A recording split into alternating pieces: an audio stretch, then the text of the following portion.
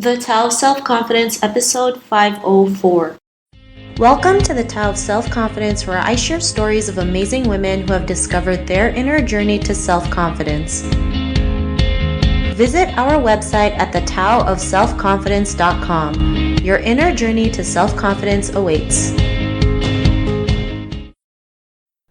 Well, hello, friend. Welcome to the Tao of Self-Confidence, where I share stories of amazing women who have discovered their inner journey to self-confidence. I'm your host today, Sheena Yap-Chan, and today I have a phenomenal lady on the show today. She is the founder of I.C Movement Project, and she'll elaborate more on what that is. And so without further ado, I'm going to introduce you to Ivy Chow. Ivy, how are you today? Maybe you can fill in a little bit more about yourself to our listeners.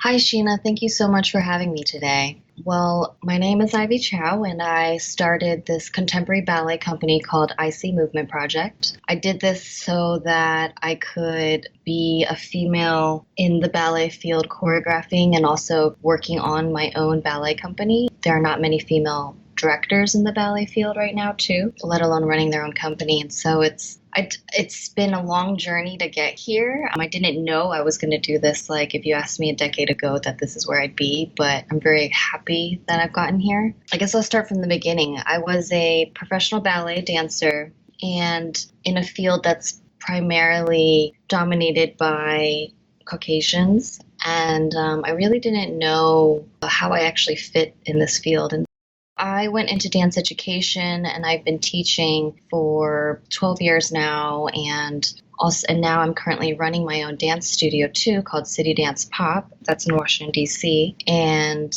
while doing this, I really wanted to learn more. So I went back and got my master's in dance at the George Washington University. And while doing my studies, I was really interested in trying to find I was interested in trying to find Asian choreographers initially. And in my research, I actually couldn't find any books really written about Asian choreographers. And from there, as I was looking for choreographers, I actually found that there was an overwhelming number of male choreographers versus females. Like there'd be all these books about George Balanchine, William Forsythe, Marius Petipa, and then there would be like one book about Twyla Tharp. And it was kind of strange to me. And so then I kind of went further into it and I looked into like who's choreographing today in this day and age. And in our ballet companies, in the United States ballet companies, I was doing this research in 2015. I saw that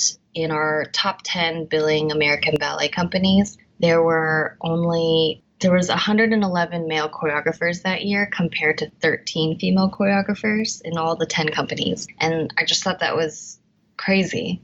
And then I went further to see like who's running these companies, and only one out of those 10 companies have a female who's still running the company, and that's Lourdes Lopez of Miami City Ballet. Otherwise, you have New York City Ballet, American Ballet Theater, San Francisco Ballet, all these huge companies that are run by males. And I thought that was so strange, since the field of ballet predominantly, as far as like the dancers go, are mostly made up of women, especially because of these classical ballets that are performed and they need all these females to fill their corps de ballets. And so I just thought that was very, very interesting and decided to just kind of dive deeper into that research. And I interviewed principal ballerinas from various large companies like Pennsylvania Ballet, New York City Ballet, and what that means is that they are the best dancers in that company. They're internationally recognized, and they're the experts of the field. And when I was interviewing these the principal dancers, asking them if they would consider being an artistic director of a company or choreographing for a company upon retirement, almost all of them said that they didn't think they would do that because they didn't know how. While some of the males that I interviewed were either already doing artistic leadership roles in like a smaller way or said, they would try it, even though they also did not know how. And so I realized that self-doubt was actually a huge part of why this is happening. And so this kind of connects with my whole running a dance school, and that I'm trying to change the way ballet is taught and empower more young dancers, not just females, because now males are dancing at a younger age too. But I realized that the way ballet is taught is very authoritarian. And the best in the business, essentially, you're the best soldier. So you can listen the best and you follow the best. But it doesn't mean you're very creative and you know how to be a leader. Awesome. Well, thanks for sharing that. I think that's great that you've created a company to empower, dancers to be themselves and to go out there and do their thing. And sometimes, we have to be that change if we want to see change in our industries. So thanks for sharing that. And Ivy, what's your cultural background? I am Taiwanese American. I was born and raised in the Washington, D.C. metropolitan area, but both my parents are from Taipei, Taiwan. And I think it's been great living in the D.C. area because it's such a melting pot of an area.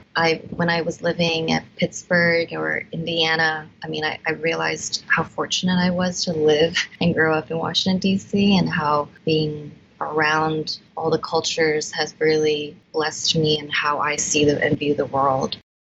Thanks for sharing that. And what'd be your favorite self-confidence quote?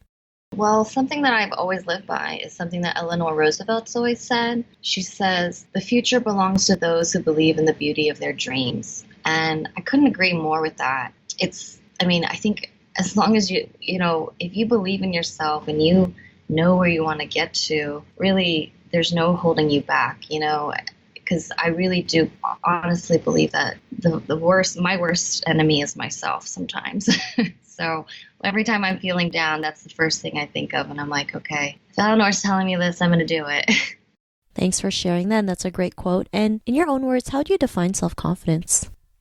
Self-confidence to me is believing in your own abilities, the power and gifts that you were innately born with. Everyone, I'm firmly believed, has treasures that you are meant to share. And knowing your own self-worth and loving oneself is everything in order to build on that. You have to have a strong foundation within yourself. And from there, it's boundless. You can go anywhere. Thanks for sharing that great definition. And Ivy, what was your life like before your discovery of self-confidence? I would say it was very average. I've always been self-confident in the fact that, I decided to go into the performing arts. So you kind of have to have a little bit of confidence to pursue that career. And I always loved teaching. So I think I was very fortunate that I had parents who were very supportive in me my entire life and allowed me to have a voice. But I never would have thought that I would have had this confidence to be a director one day or even a choreographer. So during my studies at the University at George Washington University for my master's, it was never my intention to start I.C. Movement Project. I had actually thought, maybe I'll give myself another 5 to 10 years while I just kind of create work here and there. But I need more experience under my belt before I can create my own company, which then I realized I sounded exactly like those women that I had interviewed who had self-doubt themselves. So I just had to push myself through that. And since then, it's been amazing. I created a ballet actually called Through the Glass Ceiling. And we actually had a show just last night and we put it on for the third time. And it was amazing just seeing I have 11 dancers and their beauty on stage and what they're sharing with the world and this message. And I could not have done that if I did not believe in myself. Thanks for sharing that. And, it's so true as women, we like to figure out everything before we start anything, not realizing you being, owning your own company was like, you can just start it and just figure it out along the way. And what was that aha moment that gave you that realization that you can, take that step to be a choreographer or own your own dance studio? What was that aha moment? That aha moment really was just while I was in school and realizing that I was a product of the system and that in order to find change, you have to be the change. And so I just, actually one of my friends, one of my cohorts, while we were discussing this topic, and I had shared, I think in a few years' times, maybe I'll start a company and, once I figure out what I'm doing and, I have financing and so on and so forth. They were like, well, You just said exactly what you said you don't want people to do. And I think sometimes you need a friend to just call you out and say, hey, you can do this too. And then that kind of gave me a little extra boost too. And I just from there have continued to push and figure it out as I go, which is actually very scary, but well worth it. Thanks for sharing that. And it's great to have friends like that who really who tell you what you need to hear versus what you want to hear. I remember when I first started my podcast, I mean, I was so scared to start it, and it took somebody to tell me, like, just start. Who cares? Like, if it tanks, it tanks. Like, just do another one if it tanks. And I was like, okay. And I'm glad it didn't tank. So, yeah, sometimes it just takes one person to tell you, hey, stop it, slap you around silly and just tell you the truth. Like, you can do this. Just go ahead and take that first step. And, because of that realization, what's your life been like now? Well, since then, I've created my company, the I.C Movement Project, and I created an original story ballet called Through the Glass Ceiling, which is a ballet about gender inequality and how men and women need to come together in order to achieve this equality, which I know is possible. And I did all this to face my own self-doubt and to champion a way through the dance ecosystem for other female ballet dancers to join the ranks of female choreographers and directors. And, I really did this to prove to myself that I'm capable of doing it. And, once you prove that to yourself, it also boosts your own self-confidence of like, okay, I can do this. Everything is going well. And it's really been amazing. And now I'm looking into collaborating and working on new projects, and I'm currently talking to actually two females, a Taiwanese-born pianist and a Taiwanese-born composer, one from New York, one actually here right now in DC, and we're trying to figure out how we can work together into creating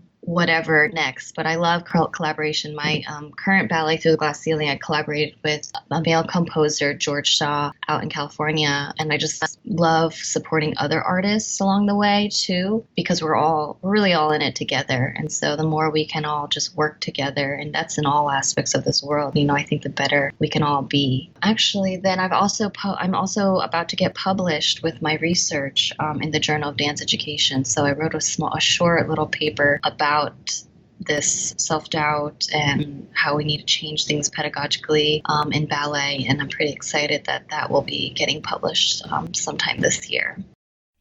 Thanks for sharing that. And Ivy, to the woman who's listening to your episode, she may be in her own journey of self-confidence. What would be that one tip you would give to her?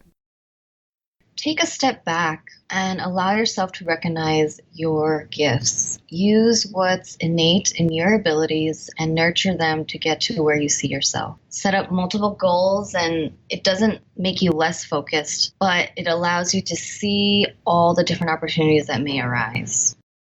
Thanks for sharing those tips. And if our listeners wanted to get to know a little bit more about you and what you do, or check out, your dance company, is there any links or social media profiles we can connect with? Absolutely. We've got icmovementproject.com, and then we're on Instagram and Twitter and Facebook.